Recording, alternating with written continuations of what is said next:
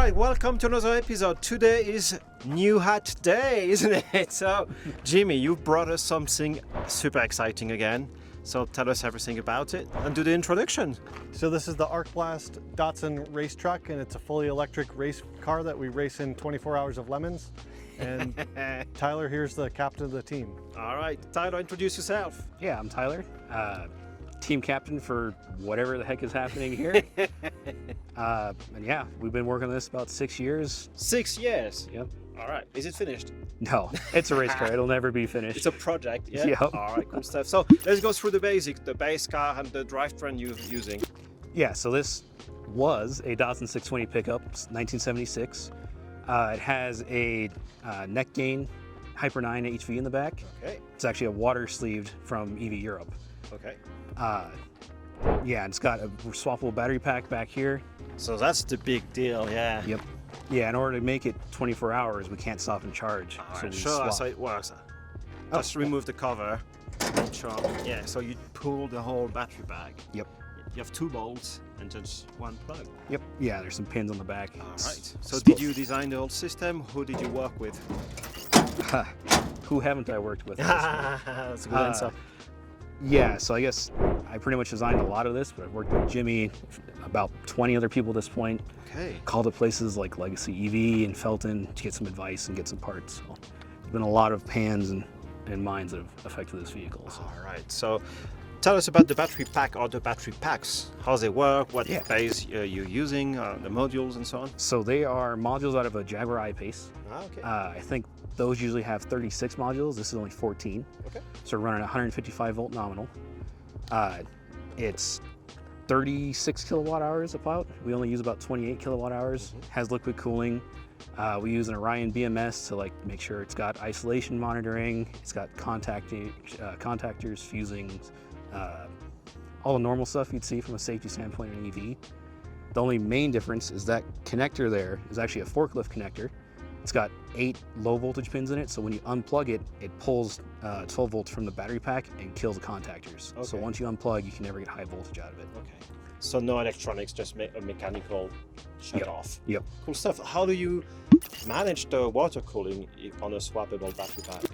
Yeah, so I think most EVs these days have an HVAC system, so they're actually chilling their batteries with refrigerant. We really try to avoid that because it takes about a kilowatt of power, which is like 10% of our range.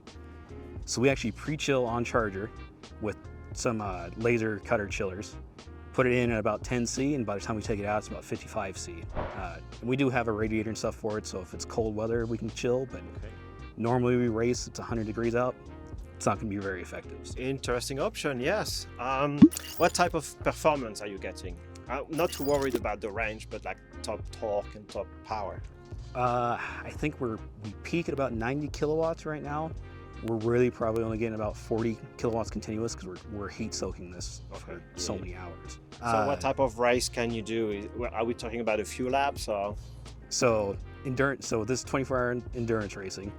The last race we did about 700 miles, and our best race we did about 1,100 miles, and that was at 25 hours of Thunder Hill in California. So you using 2 battery packs or more? Using 3 battery packs. 3 battery packs, yep. Okay. Yeah. With 2 chargers in the paddocks. That's correct. Okay. Charging is probably the most difficult aspect of this entire thing. I imagine, yeah. Yep. Yeah. Tell us real quick about the infrastructure, how easy or how hard it is to actually charge at racetracks. Yes, so most racetracks, excluding some of the bigger ones, don't have EV chargers. Yeah. So we actually use RV ports. Those are usually 240 volts, 50 amps. I think it's like 12 kilowatts. So decent to charge, yeah. Decent, but when we're pushing 40 kilowatts on track, we can't keep up. So right now we actually use 4 50 amp ports, 2 to a charger, and all the charger is basically 8 onboard chargers in the skies with some cooling. Nice, yeah. Well, interesting how you find solution to problem no one ever had, so that's interesting. So what could be an evolution of your whole drivetrain or even the track itself? Where are you taking this? Yeah, so obviously we'd like to win. Goal number 1 is be safe, goal number 2 is have fun, but that third goal is still pretty elusive. Yeah. probably need some more power, and we really need to be more efficient. I mean, you can see we've done a bunch of aero to this, but our drag is still pretty high. Yeah. Hopefully we can get that down and compete for a Class C win here next month. So how far can you go in your class as far as mods?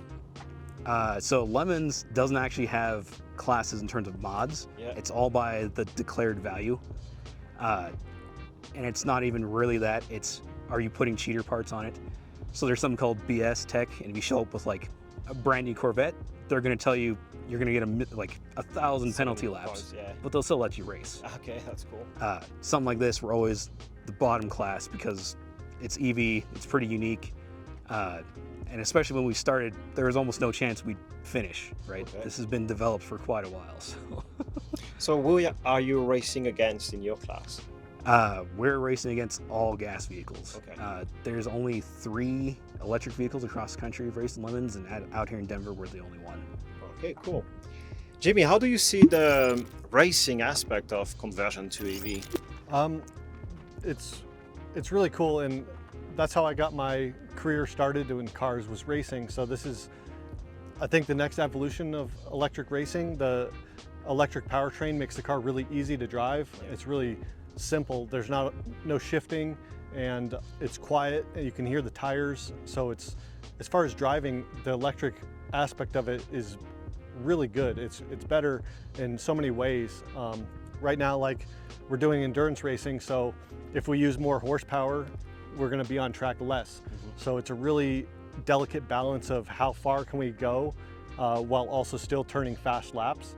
So the focus on this truck has been handling. It's got Miata suspension, Miata brakes, really good tires, and so our handling is about as good as we could possibly get it. So right now we're working on efficiency gains, aerodynamics, messing with some of the finer aspects of the torque controlling on the motor to try to get more efficiency out of what we already have.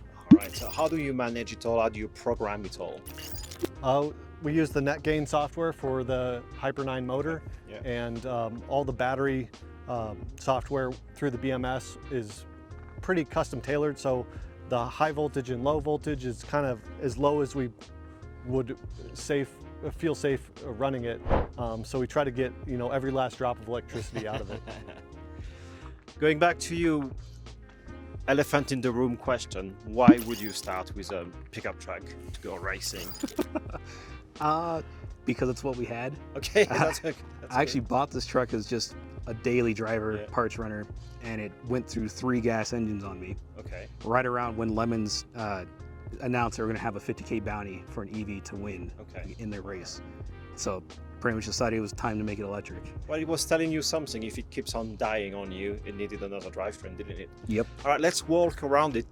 Tell us a bit more about the aero, how you're trying to get as much efficiency as you can. Well, tell us about the wheels, for instance. Yeah, so 3D printed wheel covers. Obviously, it's not the most important thing for aero, but if we can do it, we're going to do it. Okay. This should give us maybe 5% better range. But, you know, being garage engineers, we just took a shot at it. We can't really test it. So what's in the bed? So underneath this cover is just a big high voltage junction box. Okay. Just run the battery into that, and then it goes to our motor controller and then comes back out. Okay. We also have a dedicated DC-DC in there to run those warning lights, and it's hardwired, so if there's ever power coming out of that battery, it lights up. Nice. Yep. Nice. Very important for the safety crew to know what's going on. Okay. Let's go in the back. I think there's something quite interesting. And I'm not talking about the diffuser. Do you race with it? It's part of the fun of this category of racing? Yeah, we put that on at the last race as a joke, and it never fell off, so it's staying. Cool stuff. All right. So you made the doors quite lighter. Yep. Well, you made everything lighter. And pretty much center steer. Yep. Yeah, you notice there's no transmission, right? Mm-hmm. And we have a driver who's 6'2". Okay. He fits in this. Nice. It doesn't break the plane. Yeah. So it sits very low as possible. Yep. Yeah. All right. So let's go through the dashboard. Why do you have a voltmeter on the dashboard? So obviously we're developing this. The Orion BMS has temperature output, but we don't have a way to read it. Okay. So we're reading it from a multimeter for Direct. now. Okay. Yeah. Cool. Why Eventually not? we'll put in a control system and have it read out. Okay. But yeah, we have both our e-stops for easily killing all the power for the battery, ignition. This is the Hyper 9 screen, brake bias, reset, which we'll touch on in a sec if you want. Yeah. Camera recording system and live streaming, horns, different sets of lights. Got our fan for the front, which we'll never use in the pits at this point. Okay. Battery pump, because again, we don't want to be cooling the battery on track when it's hot. This is unused, main DC-DC, data logger, and of course our drive select. And so kill switch. A lot to keep track of in here. Yeah. What do we have here? That's just the low voltage junction box. Okay. And what about this? It's just your Live streaming setup. Yeah. All right. Yeah, and then a box for our radio and comms here. Okay. So how many races have you done with this setup? We have done 5 races now and a handful of track days. Okay. Done a total of about 3,700 miles. Okay, wow, that's quite good actually. Yeah. With exactly the same setup, the same batteries. Same battery, same powertrain with, of course, the water-cooled motor now, and then just slowly making it more efficient over time. Okay, so you have seen an increase in efficiency and power. Majorly. Yeah. Okay. Cool stuff. Let's look under the hood.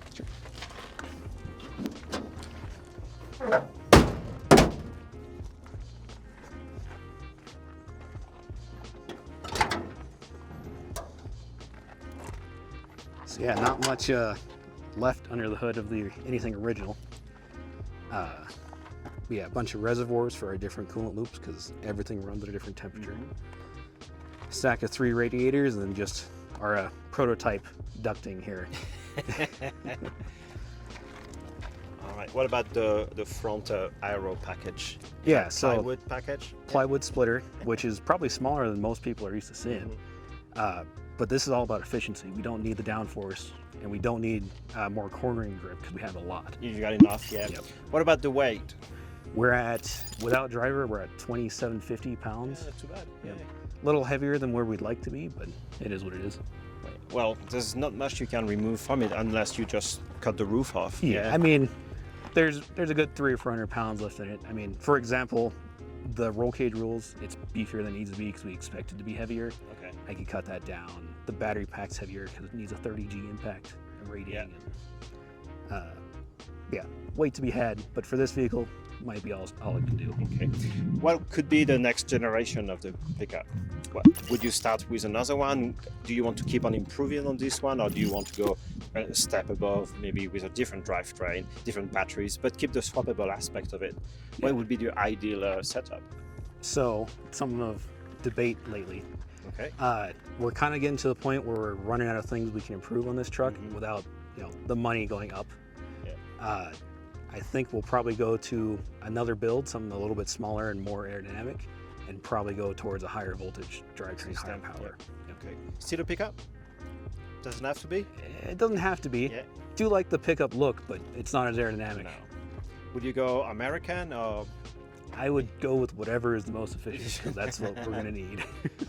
Sorry. All right, carry on. So what steering column are you guys using? So the steering column is actually made from NA, NB, and ND Miata steering columns. An hybrid steering column. Yep. Okay. So this switch here has been unfortunately pretty critical. What happens is we start to run low on power or we start to overheat, the battery will actually kick off. So it'll stop giving any power. Any power. Yep. Okay. And that's because we don't have a way to communicate with the battery to the motor controller. So what we do is we just kill power to it, cycle it on track, and turn it back on, and it comes back. Okay. That's one way to do it. Yeah, there's more elegant ways. Yeah. We're working on it, but it's good enough. Yeah. It's been really scary at night though. Until you have no say at all. Yeah. yeah, before we put that switch in, we had to use the ignition, which killed the lights. So we'd be going down the straight at 70 miles an hour, have to kill the lights for about 2 seconds. Wow. Yeah. Okay. Cool stuff. One aspect we haven't covered is the budget of it all. Did you add it all up? Unfortunately. Yes. Well, it's always interesting. It's part of what we want to show is how realistic you need to be when you start a build. Yep. So, all right. I know it's a hard question, but So, all in on this project with multiple revisions, we're at about 100K. oh yeah. If I were to redo this today, Yeah. with knowledge I have and the parts that are available, I expect this to be around 20 to 30. Okay, all right, yeah. How did you finance it all? Did you have any sponsors or supporters, partners, Just my own, fans? my own savings, unfortunately. yeah. Do have a side business, Yeah. which Arcblast, I don't know if you want me to plug that or Yeah, not. definitely, yes. It is the sponsor, isn't it? Yeah, it is a sponsor. And then, of course, Jimmy and EV Swap has put in a lot of work and helped us. And, of course, Big Orange Cable has been helping us for a few years now. Yeah. So yeah, we're hoping that we can get some more EV competition on the racetrack. We think that it's gonna start taking off a lot because of all the advantages of EVs, and maybe not in endurance racing, but in shorter sprint races, an EV could be really competitive. So yeah, I think with Arcblast, Tyler wants to build more EV race cars and get more cars on the track for more competition. Yep. Can't So have that's something you competition. want to develop as a business? Yep. Okay, excellent. Wow. I'm sure we'll get to the chance to visit you again as soon as you start the next project. And hopefully we can see you on the track very soon also. Guys, if you like what you saw today, let us know in the comments below. Give us a thumbs up, and guys, we'll see you in the next one. Would you believe me if I told you you can do a radical change to your car in less time it takes to supercharge your Tesla? Let's check it out. I have partnered with Aero Black to create a custom design that hides your old rim and replace it with a nice flush disc that not only protects your rims but also improve efficiency. First step is to install the hub. It just goes in. You can push this in, tighten it by hand. Then you use a special tool. Here we go. Next step is just to open the disc, and this one is the custom design one. 88 miles per hour, because when this baby hits 88, you're gonna see some serious. Next step is simply to screw this on, and because this is the right side of the car, screw anti-clockwise, and you use the tool to lock it in. And to secure the whole thing, you screw on one very last screw. All right, it only took 12 minutes, which is way less than it takes the Tesla to supercharge. So in the next few weeks, I will know if efficiency has actually improved. But in the meantime, you can order your own set of discs. And again, you can use any numbers, any letter you want, up to 25 characters, and use the code below. But more importantly, send us your photos of your Tesla with your aero disc.